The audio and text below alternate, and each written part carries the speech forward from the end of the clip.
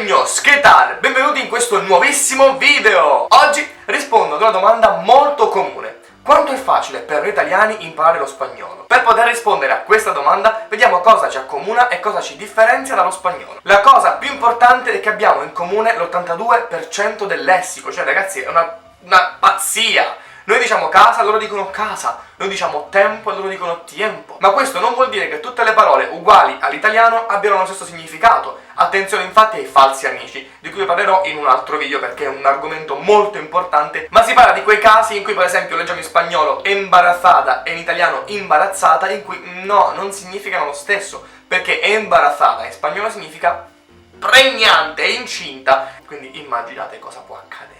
Ma Pepeños, se vogliamo essere davvero pignoli e così piccola curiosità antipatica e tecnica, lo spagnolo ha molto più in comune con il portoghese, come l'italiano ha molto più in comune con il francese, perché hanno, pensate bene, l'89% di lessico in comune! Cioè, parliamo francese e non lo sappiamo, io parlo francese. Ma la cosa che ci permette di capire molto più facilmente lo spagnolo rispetto al francese è che lo spagnolo ha una pronuncia leggermente più simile alla nostra. Ma attenzione al fatto che in spagnolo, per esempio, non esistono le doppie consonanti, per esempio gatto diventa gato, oppure che molti suoni che abbiamo in spagnolo o non esistono in italiano oppure li esprimiamo con una grafia diversa. Per esempio la C in spagnolo loro la esprimono con un CH, oppure per esempio la J che non esiste in italiano, oppure il che noi esprimiamo con CHE ma loro esprimono con QUE, QE.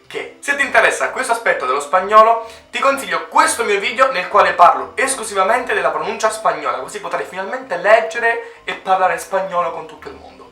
Passiamo alla nota dolente di questo video, che è la grammatica. Sebbene abbiamo una grammatica piuttosto simile allo spagnolo, ci sono due grandissime differenze che molto spesso portano a sbagliare un sacco di studenti. Il passato. Loro per esempio utilizzano il passato remoto anche per parlare di qualcosa che è avvenuto ieri. Ieri mangiai una pizza, cioè cosa che non accade invece in italiano, a meno che non sei siciliano o pugliese. Ma la differenza più complicata e che spesso ci fa sbagliare molto più frequentemente è il congiuntivo spagnolo, che non utilizziamo in realtà quasi sempre come in italiano, ma molto spesso ha degli usi differenti. Se ti interessano, resta sul canale che faccio sempre dei video sul congiuntivo e spagnolo e ti potranno sicuramente essere utili. E se hai trovato questo video interessante, utile, iscriviti al canale, lascia anche un bellissimo mi piace e condividi questo video con i tuoi amici. Hasta luego!